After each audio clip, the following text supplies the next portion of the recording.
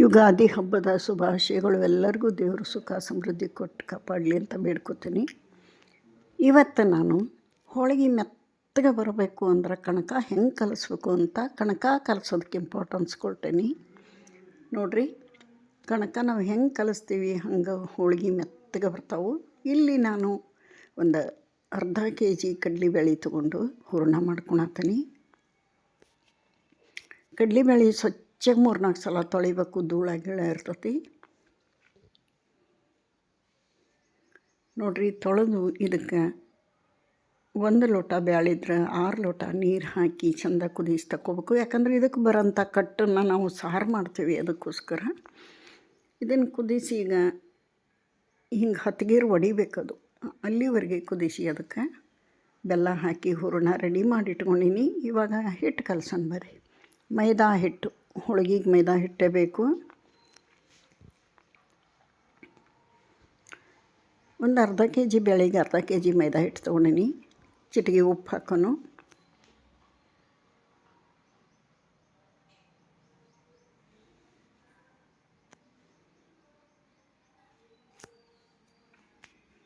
ಚಿಟಿಗೆ ಅರಿಶಿಣ ಪುಡಿ ಹಾಕೋನು. ಅರಿಶಿಣ ಪುಡಿ ಬೇಕು ಅಂದ್ರೆ ಹಾಕ್ರಿ, ಆಪ್ಷನಲ್ ಅದು.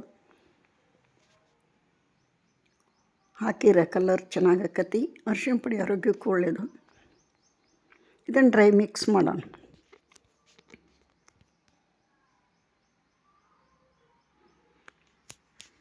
ಮೇನ್ ಹೋಳಿಗೆ ಚೆಂದ ಬರಬೇಕು ಅಂದ್ರೆ ಇಲ್ಲಿ ಹೂರಣನೂ ಇಂಪಾರ್ಟೆಂಟು, ಕಣಕ ಕಲಸೋದಂತೂ ಡಬಲ್ ಇಂಪಾರ್ಟೆಂಟು.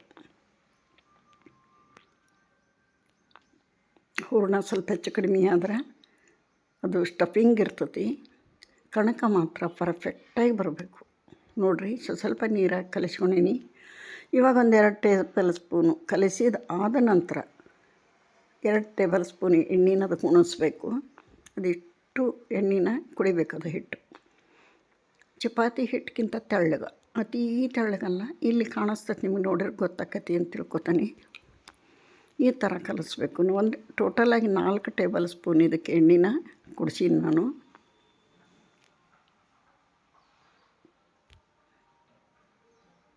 ಆನಂತರ ಹಿಟ್ಟು ಎಷ್ಟು ಹದವಾಗಿ ನಾದ್ತೀರಿ ಅಷ್ಟು ಚೆನ್ನಾಗಿ ಹೋಳಿಗೆ ಬರ್ತಾವೆ.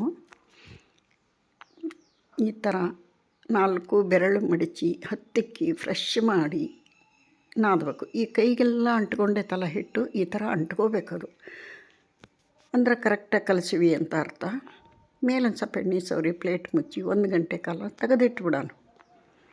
1 ಗಂಟೆ ನೆನಿಬೇಕು ಇವು. ಹೋಳಿಗೆ ಮೃದುವಾಗಿ ಬರಬೇಕು ಅಂದ್ರೆ 1 ಗಂಟೆ ನಂತರ ಹೋಳಿಗೆ ಮಾಡೋದು ತೋರ್ಸಾಕತ್ತೇನೆ ನಾನಿಲ್ಲಿ.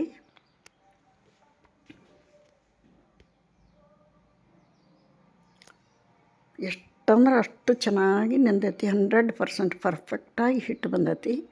ಇನ್ನೂ ನಾದಾನಿದ್ದು ಒಂದು 10 ನಿಮಿಷ ಅಂತೂ ಇದನ್ನು ಚಲೋತ್ನಾಗ ನಾದಲೇಬೇಕು. ನೋಡಿರಿ ಎಷ್ಟು ಚೆನ್ನಾಗಿ ಬಂದೈತಿ ಹಿಟ್ಟು.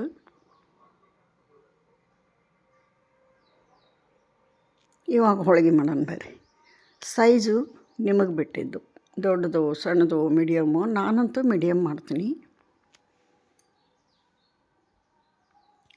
ಹೂರಣ ಎಷ್ಟು ತೊಗೋತೀವಿ ತುಂಬಾಕ ಅದೇ ಸೈಜ್ನಾಗ ಹಿಟ್ಟು ತೊಗೋಬೇಕು.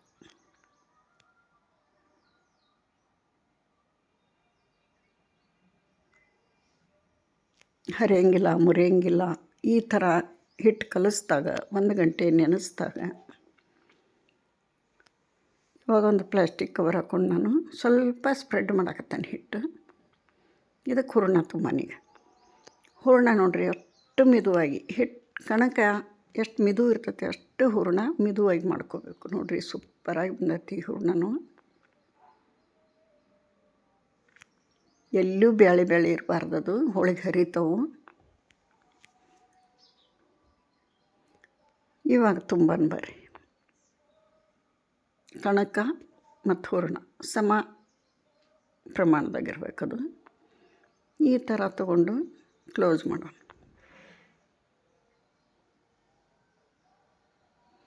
ಈ ಮೇಲೆ ಏನು ಹಿಟ್ಟು ಜಾಸ್ತಿ ಬರ್ತೈತಲ್ಲ ತೆಗೆದುಬಿಡೋಣ.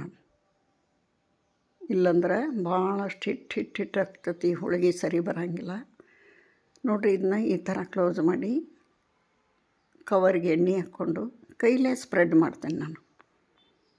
ಉದ್ದಂಗಿಲ್ಲ, ಕೈಲೇ ಸ್ಪ್ರೆಡ್ ಮಾಡ್ತೀನಿ. ಈಜಿಯಾಗಿ ಬರ್ತಾವೆ, ಹರಿಯಂಗಿಲ್ಲ ಮುರಿಯಂಗಿಲ್ಲ. ನೀವು ಎಷ್ಟು ತೀಡ್ತೀರಿ ಅಷ್ಟು ದೊಡ್ಡವು ಆಗ್ತಾವೆ.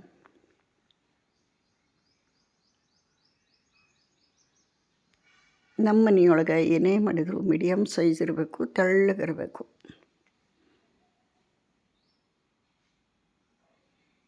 ಇವಾಗ ಆಲ್ರೆಡಿ ಹಂಚ್ಕಾಯಿ ಹಾಕಿಟ್ಟೀನಿ. ನೋಡಿರಿ ಎಷ್ಟು ಚಂದ ಬಂತು ಹೋಳಿಗೆ ಕೈಲನ.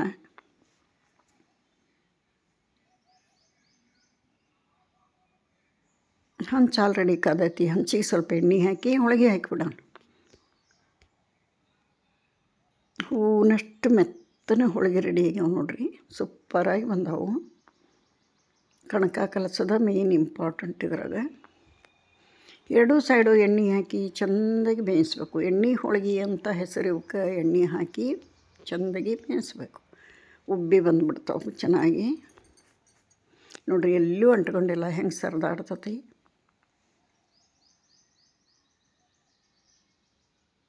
ಎರಡೂ ಸೈಡು ಚೆಂದಾಗಿ ಬೇಯಬೇಕು. ಕಲರ್ ಚೇಂಜ್ ಆಗಬೇಕು. ವೈಟ್ ಇರಬಾರ್ದು, ರೆಡ್ಡಿಶ್ ಬರಬೇಕು, ಅಂದ್ರೆ ಹೋಳಿಗೆ ರುಚಿ. ಇದು ಮೈದಾ ಹಿಟ್ಟು ಆಗಿರೋದ್ರಿಂದ ಚೆಂದಾಗಿ ಬೇಯಿಸ್ಕೋಬೇಕು. ಗೋಧಿ ಹಿಟ್ಟು ಮೈದಾ ಹಿಟ್ಟು ಯಾವಾಗಲೂ ಚಲೋ ಹೊತ್ತಂಗೆ ಬೇಯಿಸ್ಕೋಬೇಕು. ನೋಡಿರಿ ಹೋಳಿಗೆ ಕಲರ್ ಹಿಂಗೆ ಬರಬೇಕು. ಇನ್ನೊಂದು ತೋರಿಸ್ತೇನೆ ನಿಮಗೆ. ಕೈಯಾಗ ತುಂಬಾಕತ್ತಾನೆ ನೋಡಿರಿ. ಹೆಚ್ಚಾಗೈತಿ ಹಿಟ್ಟಂತೂ ಅಲ್ಲಿ ಬಿಡಲೇಬಾರ್ದು, ತೆಗೆದುಬಿಡ್ಬೇಕು.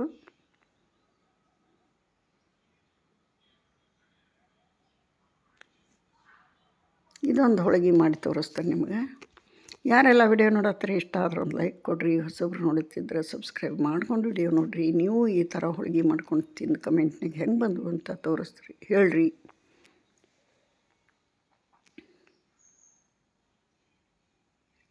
ನೋಡಿರಿ ಎಷ್ಟು ಚೆನ್ನಾಗಿ ಬಂದಾವ ಹೋಳಿಗೆ. ಬಿಸಿ ಬಿಸಿ ಹೋಳಿಗೆ ಮಾಡಿದ ದಿನ ಒಂಥರ ರುಚಿ ಆದ್ರೆ ಮರುದಿವ್ಸ ಇನ್ನೊಂದು ಥರ ರುಚಿಯಾಗಿರ್ತಾವೆ ಆರಿದ ಹೋಳಿಗೆ.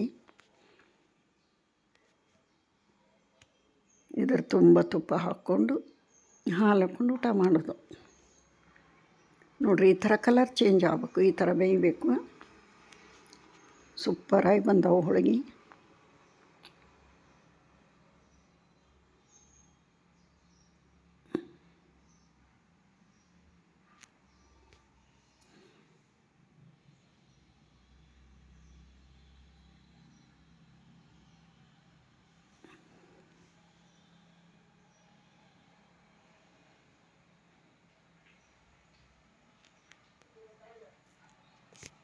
ಈ ಹೋಳಿಗೆಗೆ ಎಣ್ಣೆ ಮಾತ್ರ ಸಫಿಷಿಯೆಂಟಾಗಿ ಹಾಕಬೇಕು, ಉಬ್ಬಿ ಬರ್ತಾವೆ.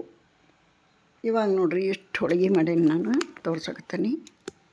ಏನು ಚೆನ್ನಾಗಿ ಬಂದಾವೆ ನೋಡಿರಿ. ಕಲರ್ ಹಿಂಗಿರ್ಬೇಕು ಇವು ಅಂದ್ರೆ ರುಚಿ ಹೋಳಿಗೆ. ಇಲ್ಲಿಗೆ ವಿಡಿಯೋ ಮುಗಿಸ್ತೇನೆ. ಮತ್ತೊಂದು ವಿಡಿಯೋದೊಂದಿಗೆ ಸಿಗ್ತೇನೆ. ನಮಸ್ಕಾರ.